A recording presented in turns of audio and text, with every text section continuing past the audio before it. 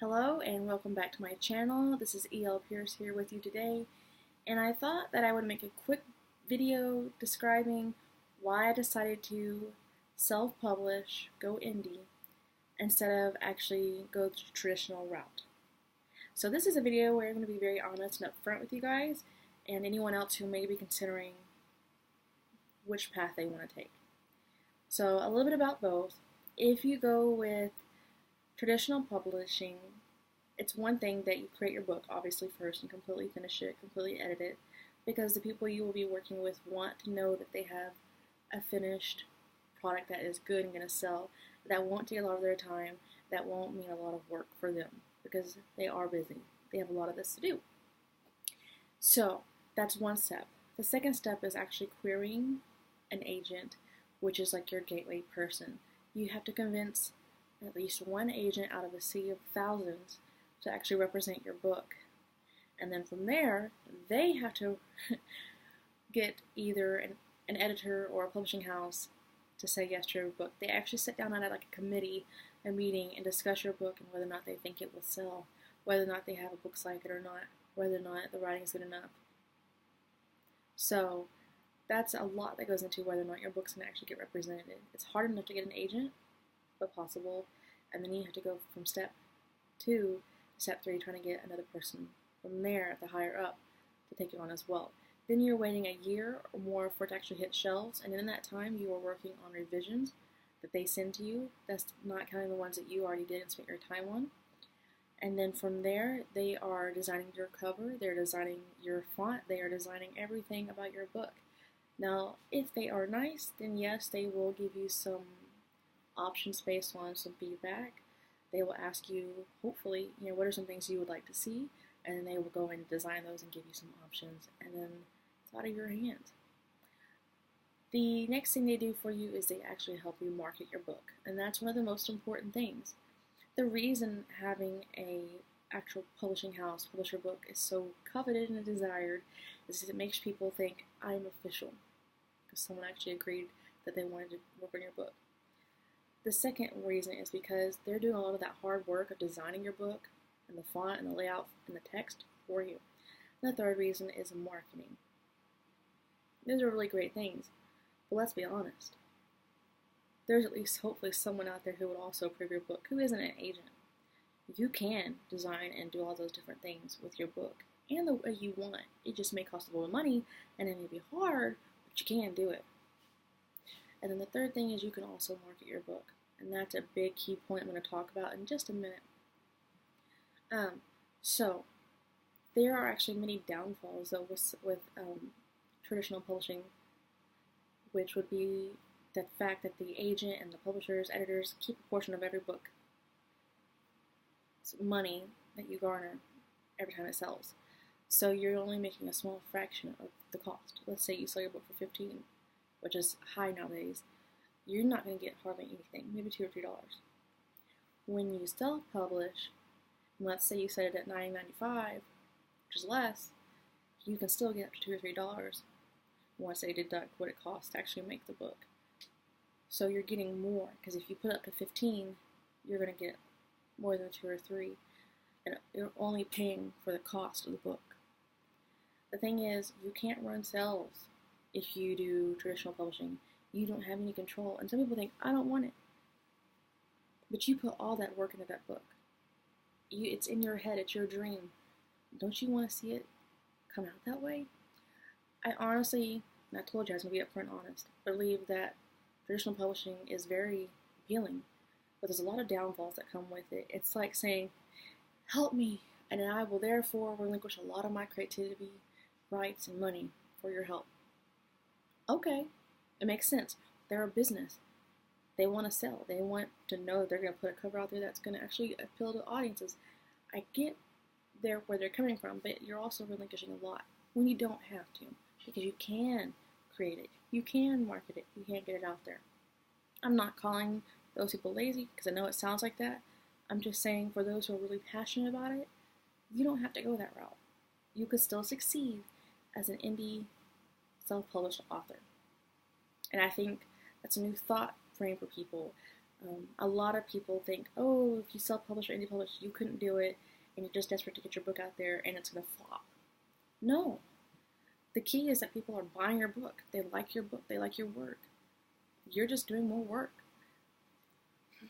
I can honestly say, after spending many years of writing and querying, that and researching, that I know that a lot of it comes down to the mood of the agent as to whether or not they're going to take on your book that day.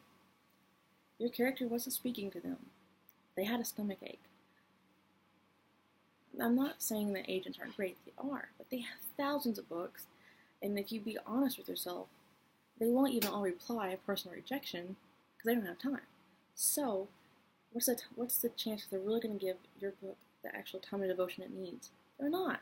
They're going to just pass it on by because it didn't pull them in and guarantee a lot of money right off the bat. I told you I was going to be blunt. I know that sounds bad because I know it's not the case with every agent. But I'm being honest, they are a business. They want books that are going to sell and sell well because it's a competitive market out there. They don't want mediocre books. They reject a lot of books that would be sellable, that people would buy, that they could work on and really help the author in their career, but they don't because it's not a bestseller, because it's not going to get them good money, and because they have other books already like it. So every time you send out a letter hoping someone's going to accept you, there are so many variables against you. It's not because your book's not good. It's because everything's pushed against you. And so what I'm trying to say is that is why I am not cool anymore with traditional publishing. But that doesn't mean, say all that I don't see the value in it. Like I said, they help a lot. And it is kind of like a stamp of approval when you have them take you on. But I don't need that. I have my own stamp of approval. Okay? And you're going to garner that the more and more you write, the more and more you publish. The more and more you learn what works and what doesn't work. And I'm not trying to sound proud. I'm just being honest. There is so much that goes into being rejected by an agent. There is so much that goes into getting an agent and an editor and a publisher. And I feel like you're taking all of this passion and hard work and time and you're putting it into someone's hands that you don't even know other than following on Twitter and maybe if they have a blog or a YouTube channel. You don't know. Most of them don't have a YouTube channel. You don't know them, not really, other than like an interview that they posted on some website. And you're putting your years' work, hard work, and passion, potential career in someone's hand for like a minute. They're going to read it for a minute, like, let me read a chapter, maybe. It wasn't that great. Or, hey, I like this. Back another book just like it. Pass. I'm not going to respond to them. And then some who just hit the automatic rejection. And then some who are actually thoughtful and I really appreciate who say, you know, while it was charming, I didn't fall in love with the writing, yada yada, hit the rejection button. Okay, thank you. So my point is, this is a long video, my point is there's a lot that goes into being rejected that makes people think they're not a good writer, they're not a good author, and that they therefore shouldn't be published. And that's just not the case. So why leave your passion, your life of writing in someone else's hand when it's not even getting the due respect it needs, deserves? And I get where they're coming from too. I'm not hammering on agents. I get them too. So those are things those are reasons why I decided to go the route I did, which is self-publishing. I got many rejection letters, and I got some letters that were closed, but just weren't quite it. And I just realized I'm not putting my work in someone else's hands when I've spent years on it, and I know that it has a chance. So the next thing is, and the biggest thing, honestly, because I can keep querying. I didn't continue to query, and a lot, and they tell you to do that. They tell you to query and query and query and query some more, and to continue to query until that book finally gets an agent and a publisher. Some books sit there for years, and then the next book gets an agent, and then it gets, published. Or they query for 2 years and then finally get an agent. I don't have time for that. So, and then some people are really lucky and they get it within like 20 agents. But let's just be real. Most people get hundreds of rejections and they're waiting and they're waiting and they're waiting. And I'm not putting myself through that anymore. But what made me actually break through that thought process? It's this. Marketing. So I was reading Jamie McGuire's blog, and I found a video where she was doing an interview about self-publishing. And basically, she hit on something that I already kind of was aware of, but it really drove the point home. she had actually done her self-publishing and it was doing well, and a publisher picked up her work.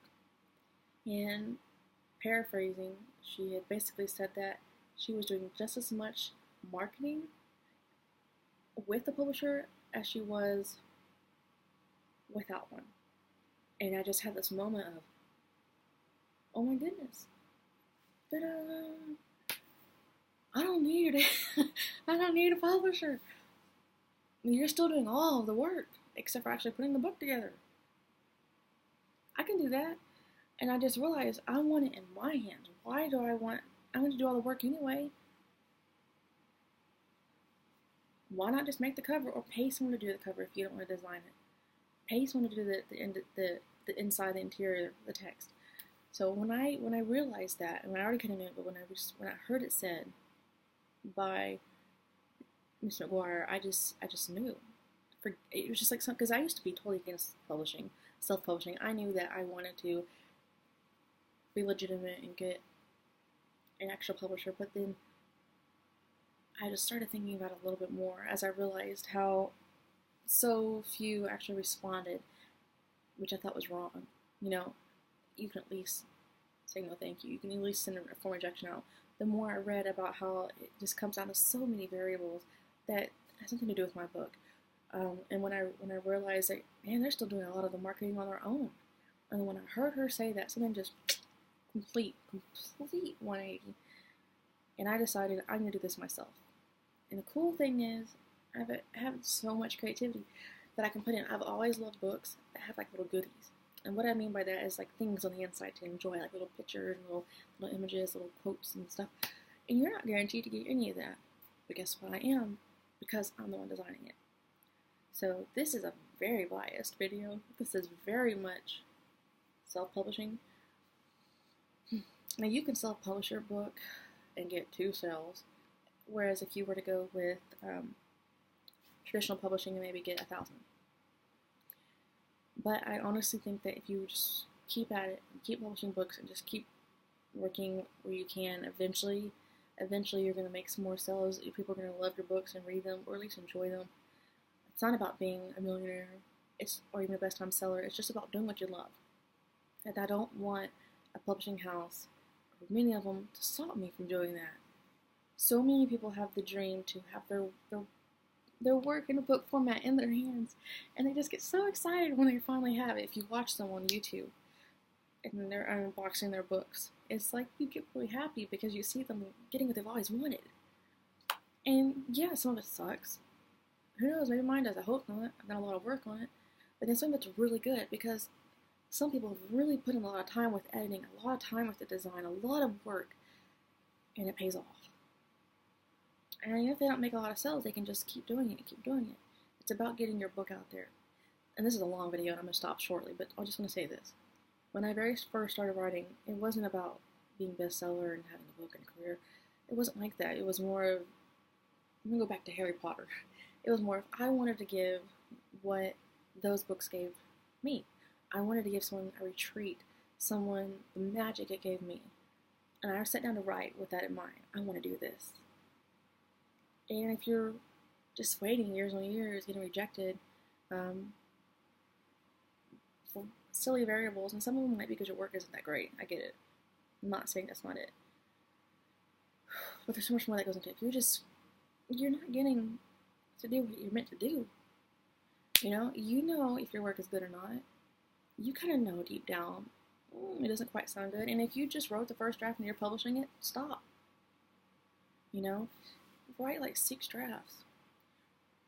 Write other stuff. Go read books. Read up on publishing. Read up on self-publishing. Do it all. Don't risk putting something out there that isn't good. But all this to say, yes, this is a very biased video. It's not a short video like I thought it would be, and I do apologize. And some people might totally disagree with a lot of what I said. I actually still want to be traditionally published. Sound like a hypocrite, probably.